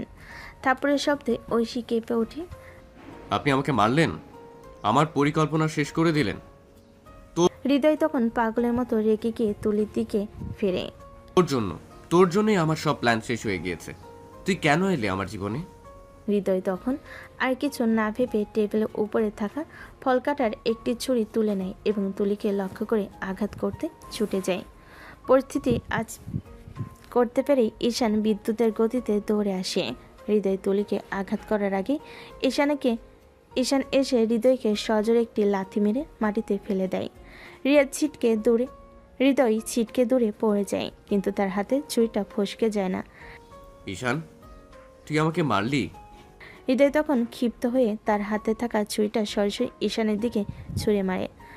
ছুরিটি ঈশানের মাথার এক পাশ দিয়ে চলে যায়, কিন্তু তবুও কপালের সাইডের চামড়াটা গভীর করে কেটে যায়।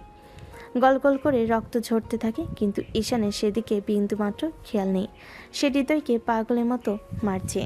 নিজের বোনকে মারতে গিয়ে তোর একবারও বুক কাঁপলো না? একটু দ্বিধাবোধ হলো না তোর? ঈশান তখন উন্মাদের মতো হৃদয়কে একের পর এক ঘুষি আর লাথি মারতে থাকে। তার চোখে তখন শুধু প্রতিশোধের আগুন। ঈশানের বাবা ও তুলির বাবা ছুটে এসে তাকে থামানোর চেষ্টা করতে থাকে। ঈশান, হৃদয়, ছেড়ে দে ওকে। কিন্তু ঈশানের থামার কোনো নাম গন্ধ নেই। সে হৃদয়ের ওপরে ঝাঁপিয়ে পড়ে। তখন তুলি আর কিছু না ভেবে দ্রুত ঈশানকে পেছন থেকে জড়িয়ে ধরে। ঈশান প্লিজ থামো, প্লিজ। তুলি স্পর্শে আত্মার কান্না ভেজা কণ্ঠস্বরে ঈশান যেন মুহূর্তে শান্ত হয়ে যায়। তার শরীরের সব রাগ যেন এক নিমিষে নিভে যায়।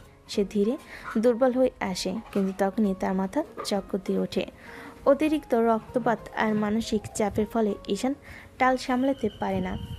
ঈশান তুলির বুকে ঢলে পড়ে অজ্ঞান হয়ে যায়। হৃদয় তখনও মাটিতে পড়ে আছে, সম্ভবত অজ্ঞান হয়ে গেছে। ঈশান, ঈশান কি হয়েছে তোমার? ঈশান চোখ খোলো। ঈশান তুমি চোখ খুলছো না কেন? বাবা, আঙ্কেল, ঈশানের কি হয়েছে দেখেন না। ঈশান মা দৌড়ে এসে তার ছেলেকে দেখেন। তুলি ঈশান বাবা, ওঠ, কি হয়েছে বাবা? চোখ খোল। ঈশান ভাই, আমার কি হয়েছে তোর? দেখি সবাই সরো। ওর মাথার কেটে যাওয়া অংশ দিয়ে অনেক রক্ত পড়ছে। ওকে তাড়াতাড়ি হাসপাতালে নিয়ে যেতে হবে। তখন নিজের গায়ে ওড়নাটি টেনে ছিঁড়ে ফেলে এবং দ্রুত ঈশানের মাথায় কেটে যাওয়া অংশে শক্ত করে বেঁধে দেয়। তার কান্না কিছুতেই বন্ধ হচ্ছিল না। সবাই দ্রুত ঈশানকে তুলে গাড়িতে করে হাসপাতালের দিকে রওনা হয়। হৃদয় তখনও মেঝেতে অজ্ঞান হয়ে পড়েছিল, কারোর সেদিকে খেয়াল নেই। ঈশানকে দ্রুত হাসপাতালে নিয়ে যাওয়া হলো। ডাক্তাররা দ্রুত তাকে ইমার্জেন্সিতে নিয়ে চলে যান। বাইরে অপেক্ষারত সকলে তখন চোখের পানি ফেলছিলেন। হৃদয়ের বাবা মা চরম লজ্জায় মাথা নিচু করে বসে আছেন। আজ নিজেরই লজ্জা হচ্ছে। এ কেমন সন্তান পেটে ধরেছিলাম? আমি পুলিশকে কল করে দিয়েছি, সবটা বলেছি। তারা এতক্ষণে রিয়াদকে ধরে নিয়ে গিয়েছে হয়তো। রিয়াদ যা করেছে তার শাস্তি তাকে পেতে হবে। তাদের কথার মাঝখানে ডাক্তার ইমার্জেন্সি থেকে বেরিয়ে আসেন। সকলে উদ্বিগ্ন হয়ে তার দিকে ছুটে যায়। আপনি চিন্তা করবেন না, রোগীর এখন আর কোনো বিপদ নেই, সুস্থ আছেন। মাথার আঘাতটা গভীর ছিল, কিন্তু সময় মতো নিয়ে আসার বড় ক্ষতি হয়নি। 30 মিনিট পর কেবিনে শিফট করা হবে, তবে জ্ঞান ফিরতে কিছুক্ষণ সময় লাগবে। ডাক্তার চলে যাওয়ার পরও তুলি অনবরত কেঁদে যাচ্ছিল। তার মনে শুধু অপরাধ বোধ। ঈশানের মা তখন তুলির কাছে যান। তুলিমা, তুমি কাঁদছো কেন এখন? ডাক্তার তো বলল ঈশান এখন সুস্থ আছে। আন্টি, আমার জন্যই সব কিছু হয়েছে। আমি যদি ঈশানকে ছেড়ে না যেতাম তাহলে এগুলোর কিছুই হতো না। তুলির কথা শুনে সকলে অবাক হয়ে যায়। ঈশানের মা বিস্ময় নিয়ে তার দিকে তাকান। ছেড়ে না যেতে মানে কি? কি হয়েছে সবটা খুলে বলো তুলি। তুলির তখন কাঁদতে কাঁদতে অয়নের ব্ল্যাকমেইলিংয়ের ভয়, বাবার গোপন তথ্য আর ঈশানকে রক্ষা করার জন্য নিজেকে খারাপ সাজানোর জন্য পুরো গল্পটি খুলে বলে। তার কথা শুনে সবাই স্তম্ভিত হয়ে যায়। ঈশানের মা তখন তুলিকে বুকে জড়িয়ে ধরেন। এখানে তো তোমার কোনো দোষ ছিল না, তাহলে তুমি কাঁদছো কেন? তুমি আর কাঁদো না প্লিজ। আমি কথা দিচ্ছি, ঈশান সুস্থ হলেই আমি তোমার সাথেই ওর বিয়ে দেবো। না আন্টি, ঈশান কখনো রাজি হবে না। ও আমাকে ঘৃণা করে। ও রাজি হবে কি হবে না সেটা তুমি আমার উপর ছেড়ে দাও, কিন্তু তুমি এখন কান্না বন্ধ করো। তুলি তখন কান্না বন্ধ করে। ঈশানের মা তখন তুলিকে নিজের বুকে ধরে রেখেছিলেন। তিনি তার মেয়ের সব কষ্ট মুছে তিনি তার মেয়ের সব কষ্ট মুছে দিতে চাইছেন। কিছুক্ষণ পর ঈশানকে কেবিনে শিফট করা হয়। রাত তখন প্রায় 11টা। ডাক্তার বলেছেন ঈশানের জ্ঞান ফিরতে সময় লাগবে। তুলির বাবা মা এবং ঈশানের বাবা মা তখন তুলিকে সাহস জুগিয়ে বাড়ি ফিরে যান। তুলি, ঐশী আর ঈশানের মা হাসপাতালে রয়ে যান। তুলি, অনেক রাত হয়েছে, ঘুমিয়ে যাও। বেড তো দুটোই আছে, তুমি বরং ঈশানের বেডে ঘুমিয়ে যাও, আমি আর ঐশী ওই বেডে শুয়ে পড়বো। ঈশানের মা তখন ঐশীকে চোখ টিপ মেরে ইশারা করেন। ঐশী তার মায়ের ইশারা বুঝতে পেরে গিয়ে এগিয়ে আসে। না তুলি, আম্মুর তো বেশি জায়গা নিয়ে ঘুমাতে হয়, আর আমিও একটু নড়াচড়া করি ঘুমের মধ্যে, তাই আমরা কেউ ঈশানের পাশে ঘুমাতে পারবো না। তুমি ঘুমিয়ে পড়ো। কিন্তু আর কোনো কিন্তু নয়, অনেক রাত হয়েছে, ঘুমিয়ে পড়ো। তুলি তখন বাধ্য হয়ে ঈশানের পাশের বেডে শুয়ে পড়ে। সে ঈশানের দিকে তাকিয়ে থাকে, তার মাথায় ব্যান্ডেজ, মুখটা ফ্যাকাশে। তার মনে এখন আর ভয় নেই, আছে শুধু এক গভীর ভালোবাসা। তুলি তখন ঈশানের পাশে শুয়েছিল, গভীর মায়ে তার দিকে তাকিয়ে। ঈশানের ব্যান্ডেজ বাঁধা মাথা, ফ্যাকাশে মুখ, সবটাই তার কষ্ট বাড়িয়ে দিচ্ছিল। তুলি মনে মনে বলে, কবে যে এই কিউটি চেহারাটা আবার আমাকে ভালোবাসবে। আমার যে আর ভালো লাগছে না, মনে চাচ্ছে এক্ষুনি বাবুটাকে একটা কিস করি। এ কথা বলে তুলি আলতো করে ঘাড় ঘুরিয়ে ঐশী আর ঈশানের মায়ের দিকে তাকায়।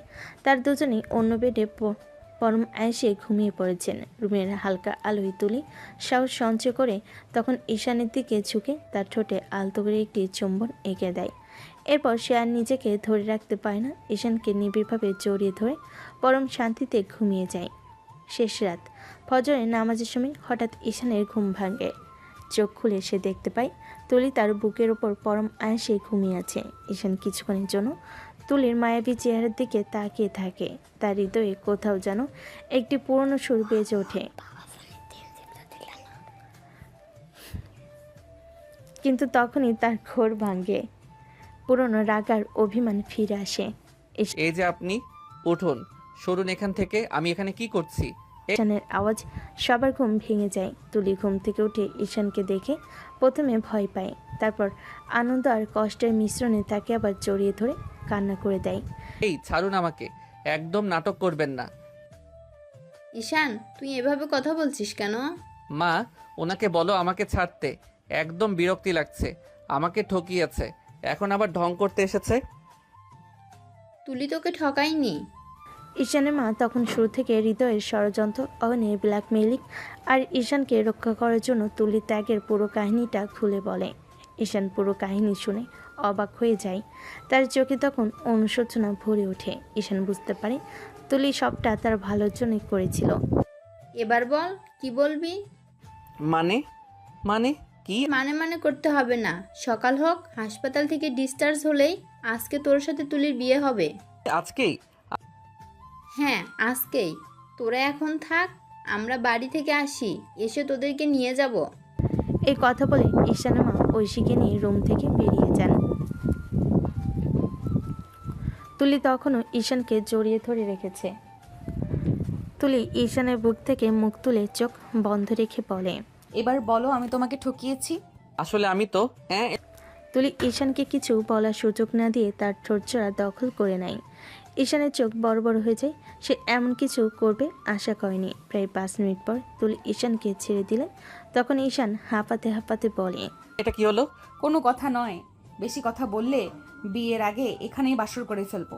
তুলির কথায় ঈশান লজ্জাতে লাল হয়ে যায়। সে তুলিকে আরও শক্ত করে জড়িয়ে ধরে। তাদের মধ্যকার সব অভিমান, রাগ আর ভুল মোজামুজি সমাপ্ত ঘটে এই হাসপাতালে।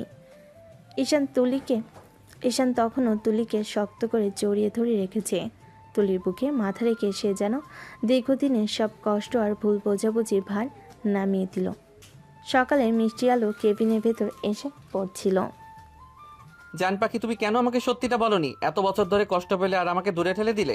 আমি তো চেয়েছিলাম তোমার ভবিষ্যৎ সুরক্ষিত থাকুক, আমার পরিবারের সমস্যা যেন তোমাকে স্পর্শ করতে না পারে। আর তুমি তখন আমাকে ঘৃণা করো, এটাই সহজ ছিল। তুমি ভুলে যাচ্ছ, তোমার ভালো থাকাটাই আমার সবচেয়ে বড় সুরক্ষা। তোমাকে ছাড়া আমি ভালো থাকতে পারতাম না। আর ঐশী আপুর জীবন বাঁচাতে তুমি যে সাহস দেখিয়েছো, তার জন্য আমি চিরকৃতজ্ঞ। কৃতজ্ঞতা জানাতে হবে না, তার চেয়ে বরং ভালো আমার পাশে থাকতে রাজি তো? রাজি না হয়ে উপায় আছে? তোমার মা তো বিয়ের ঘোষণা দিয়ে চলে গেলেন। তুলি ঈশানের কপালে আলতো করে চুমু খেয়ে বলে, আমার মা নয়, তোমার মা। তাদের এই খুনসুটির মাঝেই কেবিনের দরজা খুলে যায়। ফারিয়া হাসি মুখে ভেতরে ঢুকে, হাতে 2টি কফির কাপ। আরে বাহ, আমি ভাবলাম এসে দেখব ঈশান ঘুমিয়ে আছে, কিন্তু দেখছি বাসর শুরু হয়ে গেছে। ফারিয়ার কথায় তুলি আর ঈশান দুজনেই লজ্জা পায়। তুলি দ্রুত ঈশানকে ছেড়ে একটু দূরে সরে বসে। ফারিহা, তুই এখানে? কেন? আমি আসবো না? আমার বেস্ট ফ্রেন্ডকে দেখতে আসবো না? ভাগ্যিস কাল রাতে তুলি আপু তোমাকে জড়িয়ে ধরেছিল, নইলে তুমি তো আজ সকালে উঠেই আমাকে তুলি আপুর নামে মিথ্যা কথা বলার জন্য বকা দিতে। ফারিহা, তুমি কিসের কথা বলছো? আমি কাল রাতে সবটা শুনেছি। আমি জানি ঈশান কেন তোমার উপর রেগেছিল, আর আমি এটাও জানতাম যদি তোমাদের সম্পর্ক ঠিক হয় তাহলে তোমাদের দুজনেরই উপকার হবে। তাই তো তোমাদের দুজনকে কাছাকাছি আনার জন্য একটু চেষ্টা করেছিলাম। তার মানে তুই সব জেনেও আমাকে বলিসনি? যদি বলতাম তাহলে কি তুমি বিশ্বাস করতে? তোমার রাগ তো তখন আকাশে ছিল। আমি চেয়েছিলাম তুলি আপু যেন নিজের মুখে সবটা বলে। তখন ঈশান ফারিয়ার দিকে তাকিয়ে হাসে। সে বুঝতে পারে ফারিয়া শুধু তার ভালো বন্ধু নয়, সে তুলিরও একজন শুভাকাঙ্ক্ষীও। তুলি তখন উঠে ফারিয়াকে জড়িয়ে ধরে। ধন্যবাদ ফারিহা। এখন এসব ছাড়ো, কফি খাও। আর ঈশান, তুমি এখন কেমন ফিল করছো? মাথাটা একটু ভার, কিন্তু এখন তোমার জান পাখি আমার পাশে, তাই সব ঠিক। তাদের মধ্যে তখন হাসি ঠাট্টা চলতে থাকে। কেবিনের ভেতরে তখন ভালোবাসা আর বন্ধুত্বের এক মিষ্টি পরিবেশ সৃষ্টি হয়। তারা বুঝতে পারে জীবনে কঠিন পথ পেরোনোর পর এই ভালোবাসার বন্ধন কেউ ভাঙতে পারবে না। ঈশান আর তুলি তখন ফারিয়ার সাথে গল্পে মশগুল। ঠিক তখনই কেবিনের দরজা খুলে যায়। রুমের মধ্যে একসঙ্গে প্রবেশ করে দুই পরিবারের সকল সদস্য। ঈশানের বাবা, ঐশী, তুলির বাবা মা এবং অন্যান্য নিকট আত্মীয়রা। তাদের দেখে ঈশান আর তুলি দ্রুত সোজা হয়ে বসে। আরে বাহ, কি সুন্দর দৃশ্য! দুজনকেই একসঙ্গে দেখে মনটা শান্তি পেল। কেমন আছিস বাবা? এখন কেমন লাগছে? জি বাবা, এখন অনেক ভালো, চিন্তার কিছু নেই। সবাই যখন ঈশানের স্বাস্থ্যের খোঁজ খবর নিচ্ছিল তখন তুলির বাবা এগিয়ে আসেন। তার চোখে তখনও হৃদয়ের কাজের জন্য লজ্জা, কিন্তু তুলি আর ঈশানকে একসঙ্গে দেখে তিনি কিছুটা স্বস্তি পান। বেআই সাহেব, দেখুন যা হওয়ার হয়েছে। রিয়াদকে তার কর্মফল ভোগ করতে হবে, কিন্তু আমরা আর দেরি করতে চাই না। আজ সকালেই যা ঘটেছে, এরপর এই দুইজনের সম্পর্ক নিয়ে আর কোনো দ্বিধা রাখা উচিত নয়। আমিও তো সেটাই ভাবছি। কিন্তু আজকেই ঈশান তো সবে হাসপাতাল থেকে ডিসচার্জ হবে। তাতে কি? সামান্য একটা ব্যান্ডেজ বাঁধা আছে, তাতে কি এসে যায়? আমি বলি কি, আজকে ওদের বিয়েটা সেরে ফেলি, পরে না হয় বড় করে অনুষ্ঠান করা যাবে। হ্যাঁ, এটাই ঠিক হবে। ঈশান আর তুলিকে আর দূরে রাখা উচিত নয়। আমাদেরও এটাই মত। তুলির আর কোনো কষ্ট দেখতে চাই না। কি বলছো মা, এত তাড়াহুড়ো করে? একদম চুপ, এত কথা বলতে হবে না। যা বলছি তাই হবে। তোমরা দুজন আমাদের এতগুলো দিন ভুগিয়েছো, আর নয় আজই বিয়ে হবে। দুই পরিবারের সম্মতিতে মুহূর্তের মধ্যে বিয়ের সিদ্ধান্ত চূড়ান্ত হয়ে যায়। ঐশী আর ফারিয়া তখন উল্লাস প্রকাশ করে। আর দেরি কেন? তুলি চলো, তোমাকে এখনই রেডি করতে হবে। এত তাড়াতাড়ি? হ্যাঁ জান পাখি, এত তাড়াতাড়ি? ঈশানের মুখে আবারও জান পাখি ডাক শুনে তুলির চোখ ভরে আসে। হৃদয়ের ষড়যন্ত্র আর অতীতের সব কালো মেঘ যেন মুহূর্তে উধাও হয়ে যায়। ঈশানকে ডিসচার্জের ব্যবস্থা করা হয়। ঈশানের মা তখন ঐশী আর তুলির মাকে নিয়ে তুলিকে তৈরি করার জন্য বাড়ি চলে যান। ঈশানকে নিয়ে তার বাবা ও ফারিয়া বাড়ি ফেরে।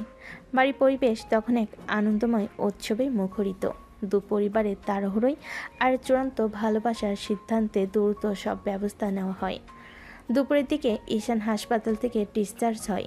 বিকেল নাগাদ তুলিকেও সাজানো হয় নতুন বধূর বেশে। ঈশানের মাথায় ব্যান্ডেজ থাকলেও তার চোখে তখন তুলির দিকে স্থির। সন্ধ্যা 7টার দিকে দুই পরিবারের সদস্য, ঘনিষ্ঠ বন্ধু বান্ধবদের উপস্থিতিতে কাজী এসে বিয়ের আনুষ্ঠানিকতা শুরু করেন। ঈশান আর তুলি মুখোমুখি বসে আছে। তুলির চোখে তখন ভয় নয়, শুধু ভালোবাসা। ঈশানও তার হাতের ব্যান্ডেজ উপেক্ষা করে তুলির দিকে তাকিয়ে হাসছে। মা তুলি, আপনার কি ঈশানকে স্বামী হিসাবে কবুল? কবুল। ঈশান সাহেব, আপনি কি তুলিকে স্ত্রী হিসাবে কবুল? কবুল। 3 বার কবুল বলার মধ্য দিয়ে তাদের সম্পর্ক দীর্ঘদিনের ভুল বোঝাবুঝি কষ্ট আর অভিমানের পর্দা সরিয়ে এক নতুন ভালোবাসার বন্ধনে বাধা পড়ে। তাদের বিয়ে সম্পূর্ণ হয়। পুরো বাড়িতে তখন আনন্দ আর স্বস্তির পরিবেশ। তুলি বাবা মা রিয়াদের কারণে পাওয়া লজ্জা ভুলে এই নতুন আনন্দ উদযাপনে মগ্ন হন। রাতে খাবার পর্ব শেষ হয়।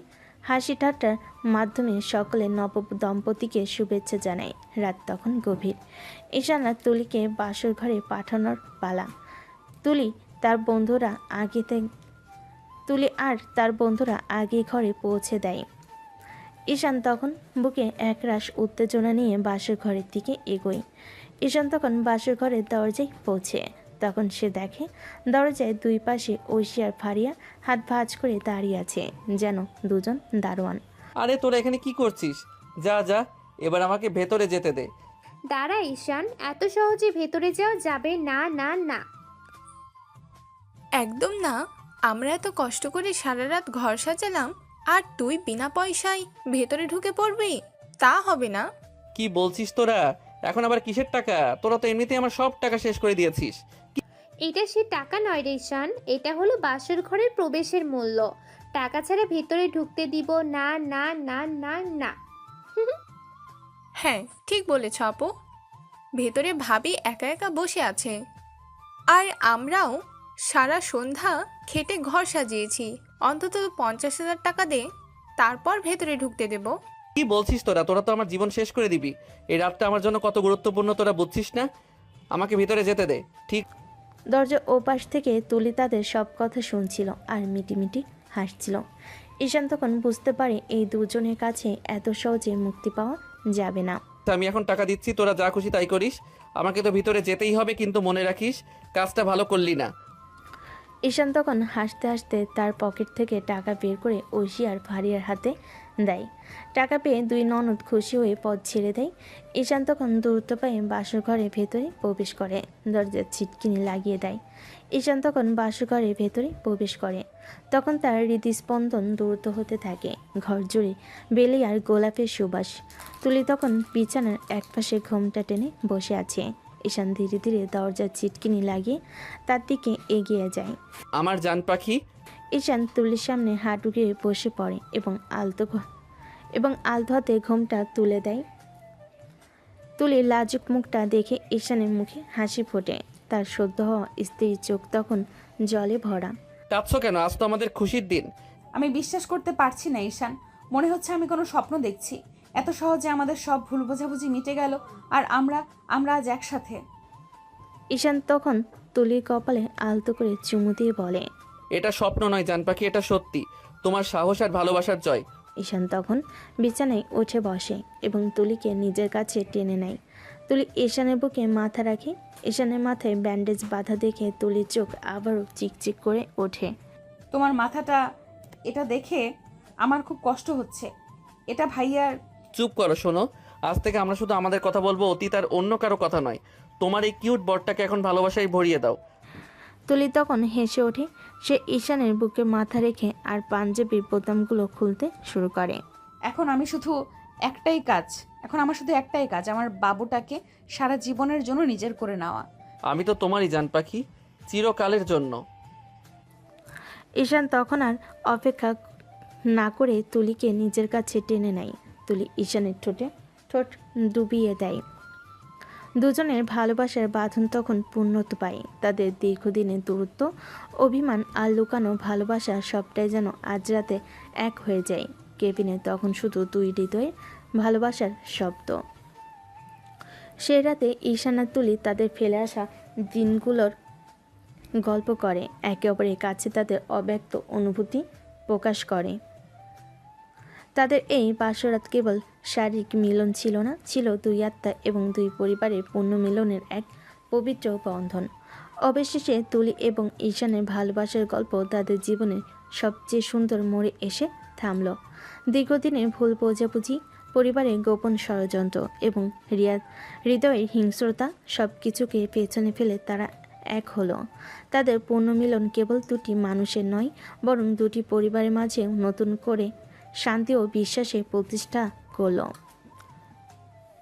ভুল বোঝাবুঝির আড়ালে লুকিয়ে থাকা আত্মত্যাগ এবং নিঃস্বার্থ ভালোবাসা, পারিবারিক সম্মান ও ঈশানের জীবন রক্ষার জন্য তুলির কঠিন সিদ্ধান্ত এবং পরবর্তীকালে ঈশানের পরিবারের প্রতি তার বিশ্বাস ও সাহসিকতা কিভাবে তাদের সম্পর্ককে চূড়ান্ত পরিণতি দেয়, তাই এই গল্পের মূল উপজীব্য।